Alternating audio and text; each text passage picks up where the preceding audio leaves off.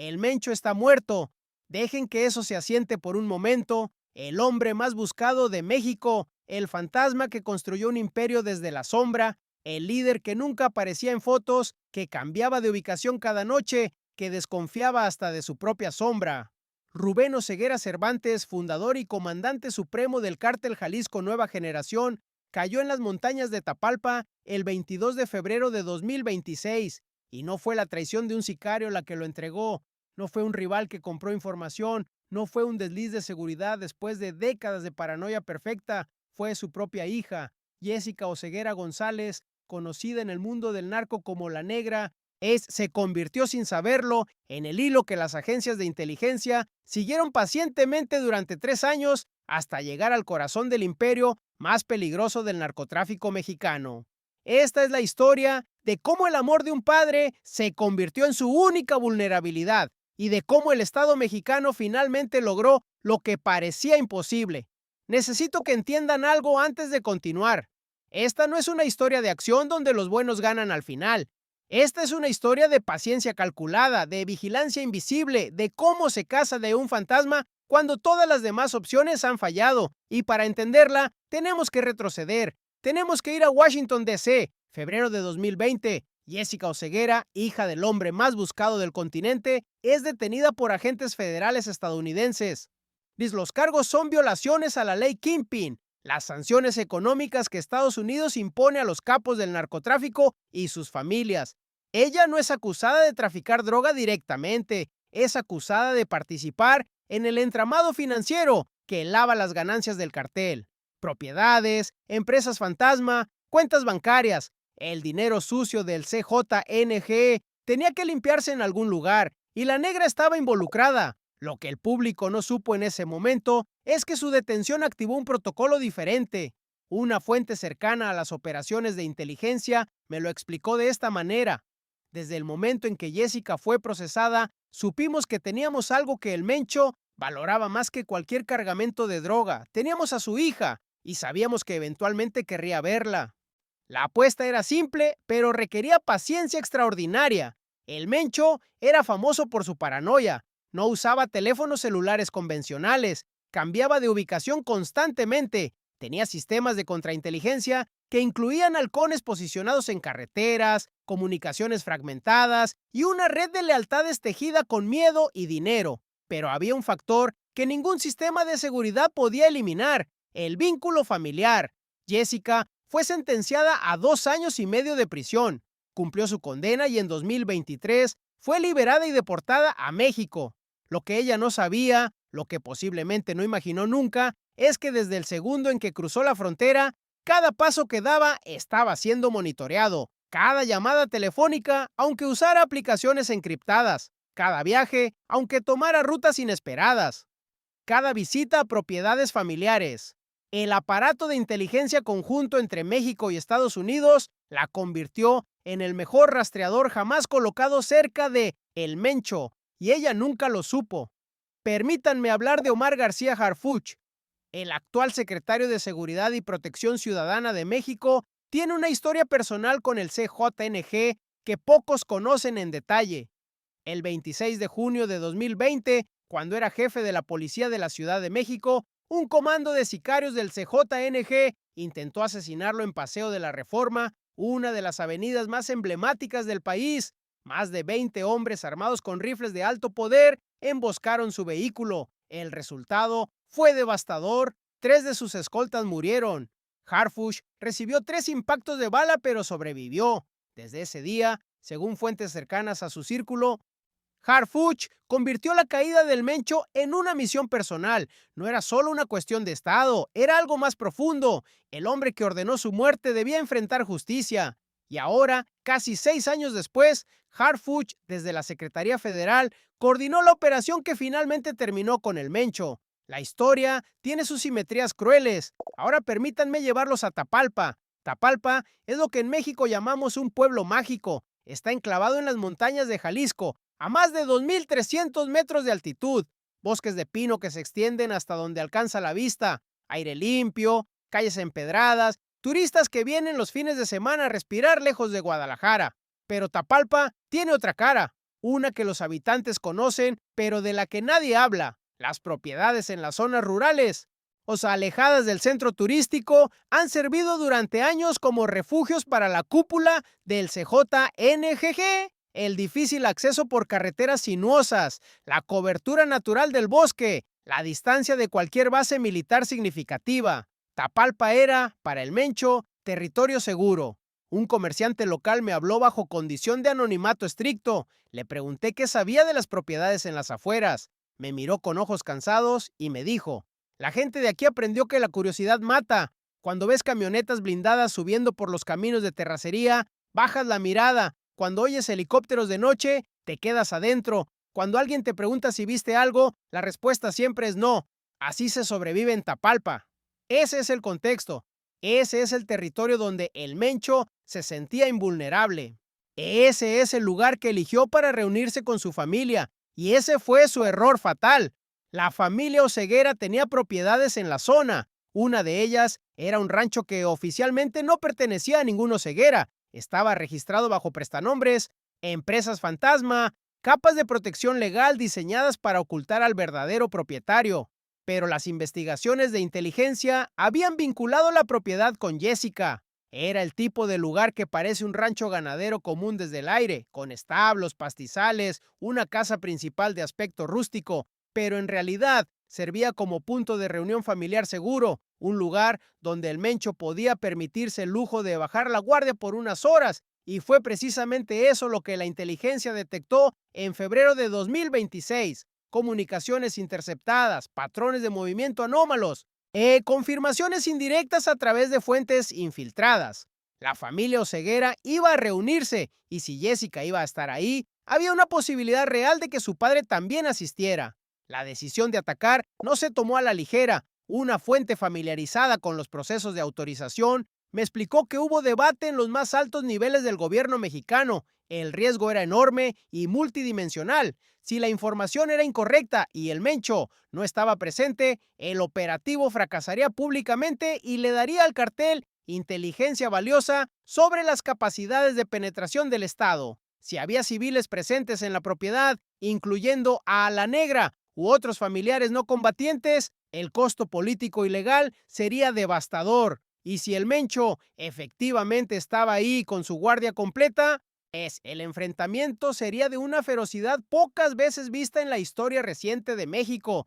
El arsenal del CJNG es conocido y documentado: lanzacohetes capaces de derribar aeronaves militares, armas de alto calibre que perforan blindaje convencional, vehículos modificados que resisten impactos de fusil, sicarios entrenados para resistir hasta la muerte, porque saben que la captura significa cadena perpetua o algo peor. Aún considerando todos estos factores, la decisión fue adelante. El momento era ahora o quizás nunca más.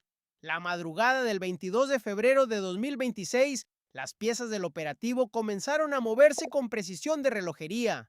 Elementos de Sedena, del Centro Nacional de Inteligencia o de la Fiscalía General de la República, a través de la FEMDO y de la Guardia Nacional, se coordinaron en una operación conjunta que había sido planeada durante semanas, pero ejecutada en horas.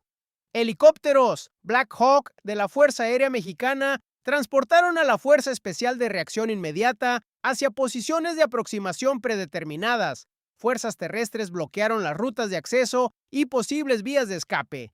El rancho estaba siendo rodeado metódicamente sin que sus ocupantes tuvieran la menor sospecha de lo que se avecinaba. Y entonces, cuando el sol apenas comenzaba a iluminar las cumbres de Tapalpa, cuando la niebla de la montaña aún se arrastraba entre los pinos, los helicópteros aparecieron sobre el horizonte. Y un soldado que participó en el operativo aceptó hablarme horas después del enfrentamiento bajo estrictas condiciones de anonimato. Su voz todavía temblaba cuando me contó lo que vivió esa mañana. Cuando descendimos del helicóptero, el ruido de los disparos era ensordecedor. Antes de tocar el suelo, ya estaban disparándonos. Vi el destello de un lanzacohetes pasando metros arriba de nosotros. En ese segundo, pensé que iba a morir ganando menos en un mes de lo que ellos gastan en munición en un solo día de combate. Ese es el nivel de desigualdad que enfrentan las fuerzas mexicanas cada vez que chocan contra el narcotráfico. Jóvenes de veintitantos años, muchos de ellos provenientes de comunidades pobres, con salarios que apenas les permiten mantener a sus familias, y enfrentando arsenales de guerra financiados por miles de millones de dólares del tráfico de drogas. Y sin embargo, avanzaron. Contra todo pronóstico racional, avanzaron bajo el fuego. Los primeros minutos del asalto fueron caóticos. Los sicarios del CJNGE abrieron fuego desde múltiples posiciones defensivas establecidas alrededor del perímetro del rancho. Los lanzacohetes fueron disparados contra las aeronaves que se aproximaban, buscando derribar a los Black Hawk antes de que pudieran desembarcar a las fuerzas especiales. Por alguna combinación de habilidad de los pilotos, maniobras evasivas y probablemente algo de suerte, ninguno de los proyectiles dio en el blanco. La Fuerza Especial de Reacción Inmediata logró desembarcar bajo fuego cruzado y comenzó a neutralizar la resistencia posición por posición. 4 sicarios fueron abatidos en el terreno durante los primeros enfrentamientos. Otros fueron heridos y capturados. La resistencia fue feroz, pero más corta de lo que probablemente los defensores esperaban. Menos de 30 minutos después del primer disparo, el perímetro del rancho estaba completamente asegurado y las fuerzas federales tenían control total de la propiedad. Lo que encontraron adentro era revelador del nivel operativo del CEJNGE. Déjenme describirles con detalle lo que mis fuentes me contaron sobre la estructura del lugar. El perímetro externo estaba diseñado como primera línea de defensa y sistema de alerta temprana. Tenía puntos de vigilancia equipados con cámaras de alta definición camufladas entre los árboles, conectadas a monitores en la casa principal. Había torres improvisadas en puntos elevados del terreno, donde halcones podían observar los caminos de acceso con binoculares y equipos de visión nocturna. Radios de comunicación en frecuencias específicas mantenían contacto constante entre los puntos de vigilancia. Al menos 2 vehículos blindados estaban estacionados cerca de la entrada principal, con los motores calientes, listos para una evacuación rápida que nunca llegó a concretarse. Eran camionetas de lujo modificadas artesanalmente con placas de acero balístico que podían resistir impactos de calibre de fusil de asalto. El costo de cada una de estas modificaciones probablemente excedía lo que un soldado mexicano promedio gana en toda una década de servicio. En un galpón lateral construido para parecer un establo común, las fuerzas de seguridad encontraron el arsenal principal. Y rifles de asalto de diversos calibres, incluyendo variantes de AR-15 y AK-47. Munición suficiente para sostener un enfrentamiento prolongado de horas o incluso días, almacenada en cajas metálicas apiladas contra las paredes. Chalecos tácticos de última generación, algunos equipados con placas cerámicas de grado militar que pueden detener proyectiles de alto poder, uniformes camuflados en diferentes patrones, equipo de comunicaciones de radio con capacidad para operar en múltiples frecuencias y evitar interferencia, un generador eléctrico independiente para mantener operaciones incluso si se cortara el suministro externo, combustible diésel almacenado en bidones para los vehículos blindados. Era una base de operaciones completa disfrazada de rancho ganadero. La fachada rural de vacas pastando y trabajadores de campo ocultaba una infraestructura militar, pero lo verdaderamente escalofriante estaba más adentro, en una bodega separada con acceso restringido. Los lanzacohetes, armamento diseñado específicamente para derribar aeronaves y destruir vehículos blindados. No estamos hablando de armas comunes de fuego, no estamos hablando de rifles o pistolas, estamos hablando de equipo de guerra que en cualquier país civilizado del mundo estaría reservado exclusivamente para fuerzas militares profesionales, sistemas antiaéreos portátiles, cohetes capaces de penetrar el blindaje de un helicóptero y convertirlo en una bola de fuego.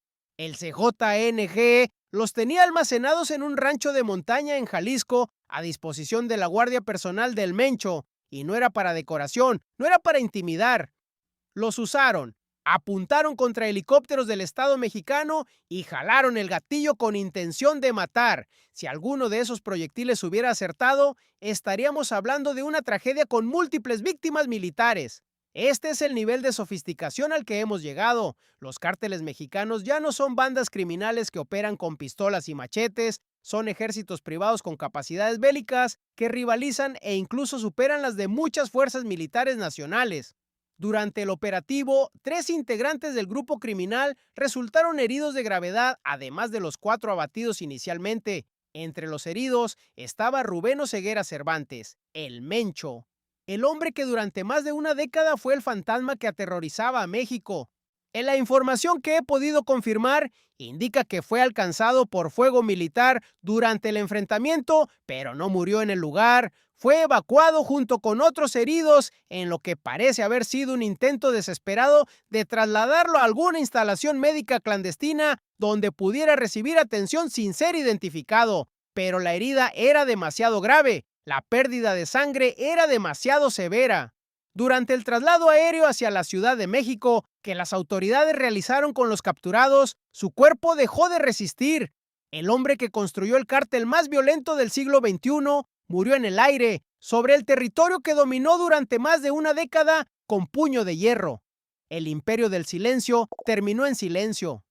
Y aquí es donde necesito que se detengan a pensar en lo que esto realmente significa más allá de los titulares. El Mencho murió sin juicio, murió sin sentarse frente a un tribunal a responder por sus crímenes, murió sin enfrentar a las familias de sus miles de víctimas, murió sin revelar las conexiones con políticos, con autoridades civiles y militares, con empresarios que seguramente mantuvo durante años de operación impune, murió sin decir dónde están enterrados los cuerpos de los desaparecidos, murió llevándose información que podría haber expuesto redes de corrupción a niveles que ni siquiera imaginamos. Una madre que busca a su hijo desde 2019, desaparecido en Jalisco sin dejar rastro, me dijo algo que no puedo quitarme de la cabeza.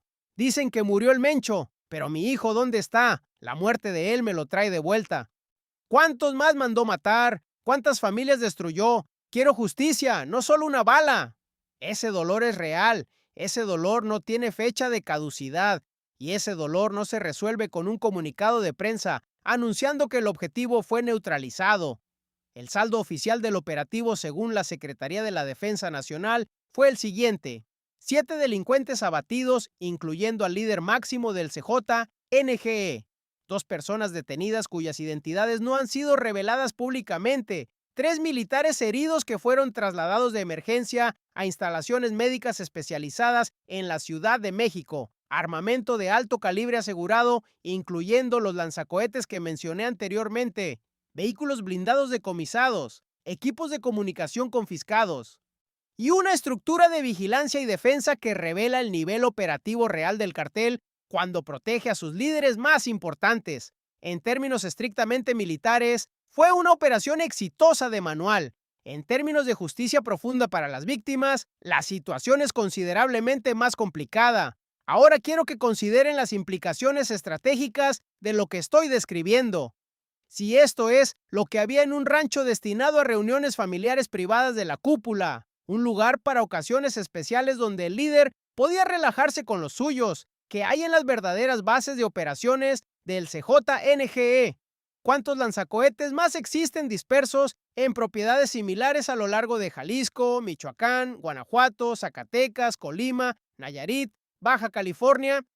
¿Cuántos arsenales equivalentes o superiores esperan pacientemente ser utilizados contra las fuerzas del Estado mexicano? La muerte del Mencho no significa el fin del cartel, no significa la victoria definitiva, significa el inicio de un periodo de incertidumbre que históricamente ha resultado en oleadas de violencia aún más intensas. Las fuentes de inteligencia que he consultado en las últimas horas me cuentan que ya hay movimientos preocupantes. En las horas inmediatamente posteriores al anuncio oficial de la muerte del Mencho, se interceptaron al menos 3 comunicaciones significativas provenientes de diferentes partes del país, todas reivindicando liderazgo o autoridad sobre diferentes estructuras del CJNGE. Una de ellas venía de dentro de un penal federal de alta seguridad. Otra se originó en un rancho fortificado en las montañas de Michoacán.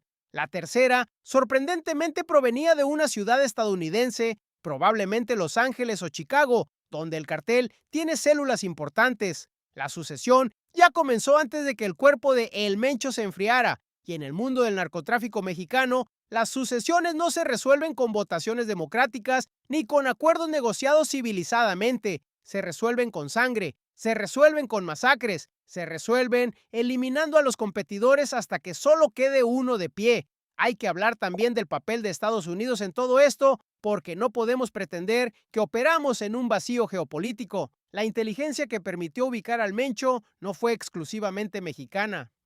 El comunicado oficial de la Secretaría de la Defensa Nacional lo dice explícitamente y sin rodeos. Hubo intercambio de información con agencias estadounidenses, DEA, FBI, posiblemente la CIA. La estrategia de monitorear a la negra desde el momento de su liberación fue una operación de inteligencia conjunta cuidadosamente coordinada entre ambos países. Y aquí viene la ironía cruel que define la compleja relación bilateral entre México y Estados Unidos en materia de narcotráfico. Estados Unidos ayudó a localizar al Mencho. Estados Unidos proporcionó inteligencia crítica y tecnología de vigilancia que México solo no tiene. Pero Estados Unidos también es el mercado que consume vorazmente la droga que el CJNG producía y traficaba. Las armas de alto calibre que los sicarios usaron para dispararle a los soldados mexicanos esa mañana en Tapalpa probablemente fueron compradas legalmente en tiendas de armas de Texas, Arizona o Nuevo México, aprovechando las laxas leyes estadounidenses sobre venta de armamento. El fentanilo que envenenó comunidades enteras cruzó la frontera destinado a ciudades estadounidenses donde miles mueren de sobredosis cada año. El problema, que se resolvió con balas mexicanas y sangre de soldados mexicanos, fue creado en gran parte por la insaciable demanda estadounidense de sustancias ilegales. Y no podemos olvidar a China en esta ecuación global. Los precursores químicos que permiten producir metanfetamina y fentanilo en laboratorios clandestinos ocultos en las sierras mexicanas vienen en su gran mayoría de empresas químicas chinas que operan con impunidad relativa. Llegan a puertos mexicanos como Lázaro Cárdenas y Manzanillo en contenedores declarados como productos industriales legales. Se transportan a laboratorios escondidos en las montañas, donde técnicos entrenados los transforman en sustancias adictivas que matan por sobredosis en cantidades industriales. El Mencho no creó ese sistema global él solo. Él capitalizó una estructura internacional de tráfico donde cada actor tiene su papel definido y donde el dinero fluye en cantidades que superan el PIB de muchos países. Y con su muerte, esa estructura no desaparece mágicamente. Solo cambia de gerente operativo mientras el negocio continúa como siempre. Aquí es donde la historia se vuelve verdaderamente incómoda. Necesito que piensen con honestidad en el dilema ético y práctico que representa este operativo. Por un lado, está el argumento pragmático que justifica la acción. El Mencho era directa o indirectamente responsable de la muerte de miles de personas inocentes. Bajo su liderazgo despiadado, el CJNGE se convirtió en una máquina de violencia industrial que aterrorizó estados enteros de la República. Decapitaciones filmadas y subidas a redes sociales como advertencia, torturas prolongadas en casas de seguridad, desapariciones masivas de personas que nunca volvieron a ser vistas, comunidades enteras desplazadas por el miedo que abandonaron sus hogares y sus tierras. Políticos y periodistas asesinados por atreverse a hablar. La eliminación de El Mencho por cualquier medio disponible representa vidas futuras salvadas, redes de distribución de droga interrumpidas aunque sea temporalmente, un mensaje contundente a otros capos de que nadie está fuera del alcance del Estado mexicano. Desde esta perspectiva estrictamente pragmática, la operación en Tapalpa fue un éxito rotundo e indiscutible, pero hay otro lado del argumento que merece consideración seria. El Mencho murió sin revelar información valiosa sobre las estructuras de poder que lo protegieron durante décadas. Murió sin enfrentar proceso judicial donde las víctimas pudieran dar testimonio. Murió sin que las familias de sus víctimas pudieran mirarlo a los ojos y preguntarle directamente dónde están los cuerpos de sus hijos desaparecidos. Toda la información que acumuló durante años sobre corrupción en todos los niveles de gobierno, sobre conexiones con políticos de múltiples partidos, sobre estructuras de lavado de dinero que involucran bancos y empresas aparentemente legítimas, toda esa información murió con él. Es más conveniente para ciertos intereses poderosos un muerto que no puede hablar que un prisionero vivo que podría implicar a gente muy incómoda en confesiones o negociaciones de condena. Y mientras tanto, los soldados que arriesgaron sus vidas en Tapalpa, ganando salarios de miseria, mientras el cartel gastaba millones de dólares en armamento de última generación, siguen siendo la carne de cañón prescindible de una guerra que parece no tener fin previsible. Usar a la negra como rastreador involuntario fue brillante desde el punto de vista estrictamente táctico, que funcionó perfectamente, pero transforma el lazo familiar sagrado en una herramienta de guerra del Estado. Un exfuncionario del sistema penitenciario estadounidense que conoció el caso de Jessica durante su encarcelamiento me dijo algo profundamente inquietante. Ella recibía muchas visitas de abogados durante su tiempo en prisión, más de lo normal para ese tipo de casos. Siempre me pareció extraño porque su caso era relativamente simple procesalmente. Ahora entiendo. Probablemente algunos de esos abogados eran agentes encubiertos recopilando información. Convirtieron a la hija encarnada sin que ella lo supiera. La usaron para llegar al padre.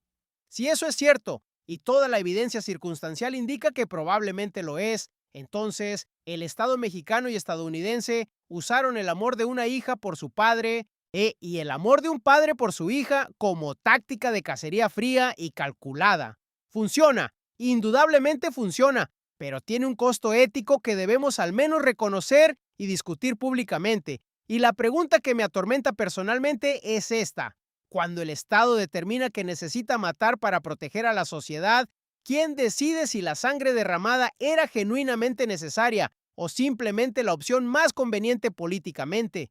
¿Quién juzga objetivamente si la eliminación sin juicio previo constituye justicia verdadera o solo venganza institucional disfrazada de operativo militar legítimo? No tengo respuesta clara a estas preguntas. Honestamente no la tengo después de años cubriendo esta guerra, pero sé con certeza que estas preguntas incómodas merecen ser formuladas públicamente y debatidas seriamente en una sociedad que se precia de ser democrática. Volvamos a Tapalpa por un momento final. Después del operativo, la Guardia Nacional y tropas del ejército provenientes de estados circundantes fueron concentradas masivamente en Jalisco para reforzar la seguridad en toda la entidad. Esto nos dice claramente que las autoridades anticipan represalias violentas. El CJNGE bajo ninguna circunstancia va a aceptar la muerte de su líder fundador sin una respuesta contundente. Habrá violencia. La pregunta no es si ocurrirá, sino exactamente dónde, cuándo y contra quién será dirigida. Los sicarios que permanecieron leales al Mencho van a querer demostrar que el cartel sigue siendo una fuerza peligrosa que debe ser temida. Los aspirantes a la sucesión van a querer demostrar fuerza y capacidad operativa para consolidar su reclamo al liderazgo, y en medio de todo eso están las comunidades civiles inocentes que nunca pidieron estar en medio del fuego cruzado. El comerciante de Tapalpa al que entrevisté me dijo algo más antes de despedirse aquella tarde. Me dijo con voz resignada: cuando escuché los helicópteros esa mañana, inmediatamente cerré mi tienda, bajé la cortina metálica y me fui al fondo de mi casa donde nadie pudiera verme desde afuera. No vi nada, no quiero haber visto nada, no voy a decir que vi nada, porque mañana van a llegar otros. Siempre llegan otros a tomar el control, y los que ven demasiado, los que hablan demasiado, terminan desapareciendo un día sin explicación. Ese es el México real que no aparece en los comunicados oficiales. No el de los boletines de prensa celebrando victorias estratégicas contra el crimen organizado. El México donde la gente común y trabajadora vive con miedo crónico arraigado en las entrañas, donde ver lo que no debes puede literalmente costarte la vida, donde la frontera entre el Estado y el cartel a veces es tan difusa que resulta imposible de discernir. Quiero que piensen seriamente en las matemáticas despiadadas de esta guerra interminable. Un soldado mexicano de infantería gana quizás 15 o 20 mil pesos mensuales por arriesgar su vida. Un sicario de nivel medio del CJNGE puede ganar esa cantidad fácilmente en una sola semana. Cada uno de los lanzacohetes que dispararon contra los Black Hawk ese día cuesta decenas de miles de dólares en el mercado negro de armamento. La munición que gastaron en 30 minutos de enfrentamiento representa más dinero de lo que muchos de esos soldados ganan en un año completo de servicio, y sin embargo, esos soldados avanzan bajo el fuego cada vez que se les ordena. Arriesgan sus vidas cotidianamente por un sueldo que apenas les permite sobrevivir y mantener a sus familias en condiciones básicas. Uno de ellos me confesó que en ese momento del lanzacohetes pensó genuinamente que iba a morir y siguió adelante de todas formas cumpliendo su deber. Ese nivel de compromiso y sacrificio merece reconocimiento público y remuneración digna, pero también merece la pregunta honesta de si es justo como sociedad pedirles tanto a cambio de darles tan poco. Las horas que siguieron al operativo en Tapalpa fueron de intensísima actividad de inteligencia. Las comunicaciones internas del CJNGE se intensificaron dramáticamente Mensajes codificados circulaban por múltiples canales, llamadas fragmentadas entre células dispersas geográficamente, reuniones de emergencia convocadas en diferentes estados de la República. La estructura completa del cartel entraba en modo de crisis total. La muerte del líder absoluto indiscutible no estaba contemplada en los planes de contingencia de nadie, y ahora cada lugarteniente regional, cada operador de plaza importante, cada célula autónoma tiene que decidir rápidamente a quién va a obedecer y con quién va a aliarse en la batalla por venir. En organizaciones criminales de esta magnitud y complejidad, esas transiciones de liderazgo rara vez se resuelven pacíficamente a través de consensos negociados. Lo que viene en las próximas semanas y meses podría ser un recrudecimiento de la violencia en México como no hemos presenciado en muchos años. Hay quienes celebran prematuramente la muerte del Mencho como el fin definitivo de una era oscura, y en cierto sentido simbólico lo es. El hombre específico que construyó pacientemente el CJ-NGE desde los escombros del cartel del milenio hace más de una década, que expandió metódicamente su influencia violenta a prácticamente todo México y a decenas de países en varios continentes, que se convirtió en el fantasma invisible que aterrorizaba al Estado mexicano con impunidad. Ese hombre particular ya no existe físicamente, pero el monstruo organizacional que creó sigue perfectamente vivo. La infraestructura de producción de drogas sintéticas sigue operando a plena capacidad. Las rutas de tráfico hacia Estados Unidos siguen activas y funcionando. Los laboratorios clandestinos ocultos en sierras remotas siguen produciendo fentanilo que matará a decenas de miles de personas este año. Los sicarios siguen armados y entrenados. Los halcones siguen vigilando carreteras y poblados. Las plazas siguen generando millones de dólares diarios en ganancias ilícitas. Cambia el nombre del jefe en la cúspide de la pirámide, pero el negocio fundamental continúa exactamente igual que antes. Y aquí finalmente llego al punto que más genuinamente me inquieta de toda esta historia. El Mencho cayó porque cometió el error de bajar la guardia, impulsado por amor familiar. Su hija fue la vulnerabilidad humana que el Estado identificó y explotó calculadamente durante 3 años de paciente vigilancia. ¿Qué mensaje envía eso a los próximos líderes del narcotráfico mexicano que están observando cuidadosamente y tomando notas mentales? El mensaje es claro y aterrador. No pueden permitirse el lujo de tener vínculos emocionales genuinos. Tienen que convertirse en monstruos completos, sin lazos afectivos, sin debilidades humanas explotables. El próximo Mencho, quien quiera que termine siendo, quizás no cometa nunca el error de querer ver a sus hijos o nietos. Quizás la lección práctica que el mundo del narco aprende de lo ocurrido en Tapalpa es que el amor familiar es una debilidad imperdonable que puede costarte todo, y eso paradójicamente nos deja potencialmente con futuros capos más despiadados, más deshumanizados, más completamente dispuestos a sacrificarlo todo, incluyendo a sus propias familias por garantizar su supervivencia operativa. Ahora quiero dirigirme directamente a ustedes que están escuchando estas palabras, ustedes que viven en México o que tienen familia en México, ustedes que consumen estas historias como entretenimiento mórbido o como información genuinamente importante. Necesito que entiendan algo fundamental. Cada noticia de este tipo, cada operativo espectacular, cada capo muerto o capturado con fanfarrias es solo un capítulo más de una guerra estructural que no tiene fin previsible bajo las condiciones actuales. Mientras exista demanda masiva de drogas en Estados Unidos, habrá siempre quien se arriesgue a producirlas y traficarlas desde México. Mientras existan precursores químicos fluyendo libremente desde China, habrá laboratorios clandestinos procesándolos. Mientras existan millones de jóvenes mexicanos sin oportunidades económicas legítimas, habrá reclutamiento constante de nuevos sicarios. Mientras existan autoridades corruptibles a todos los niveles de gobierno, habrá protección pagada para los cárteles.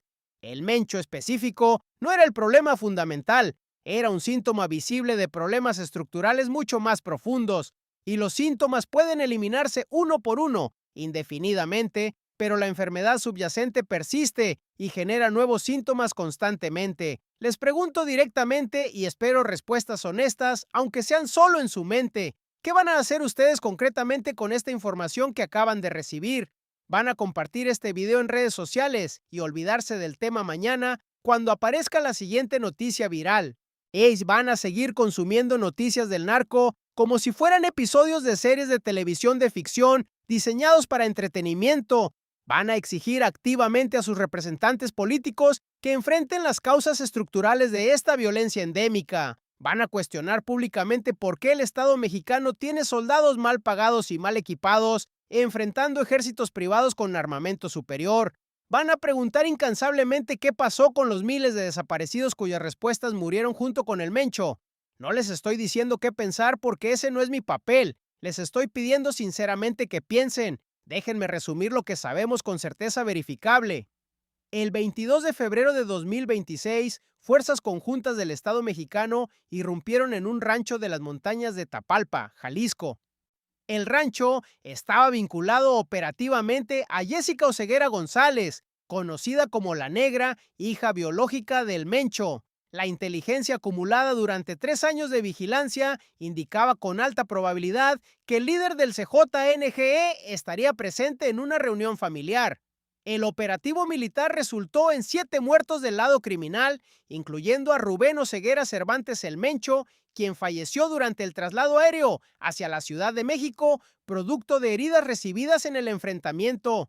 Se decomisaron lanzacohetes con capacidad antiaérea, armas de alto calibre en cantidades significativas, vehículos blindados artesanalmente modificados y equipos de comunicación sofisticados. 3 soldados mexicanos resultaron heridos y fueron atendidos en hospitales militares. La Negra fue monitoreada sistemáticamente durante 3 años completos después de su liberación de una prisión estadounidense, y ese monitoreo paciente y metódico llevó directamente a la ubicación del operativo. El hombre más buscado de México durante más de una década fue encontrado gracias a su propia hija. El imperio del silencio que construyó con paranoia obsesiva cayó irónicamente por amor paterno. Ahora, antes de despedirme, necesito advertirles sobre lo que viene inevitablemente. Fuentes confiables de inteligencia me confirman que la lucha sangrienta por la sucesión del CJNG ya comenzó formalmente. Hay al menos 3 facciones claramente identificadas disputando el control del cartel más poderoso de México. Una de ellas opera sorprendentemente desde dentro del sistema penitenciario federal de máxima seguridad. Otra tiene su base de operaciones en las montañas de Michoacán, territorio históricamente disputado. La tercera mantiene vínculos operativos importantes con células del cartel en ciudades estadounidenses. En las próximas semanas y meses veremos con horror cómo se resuelve esta disputa.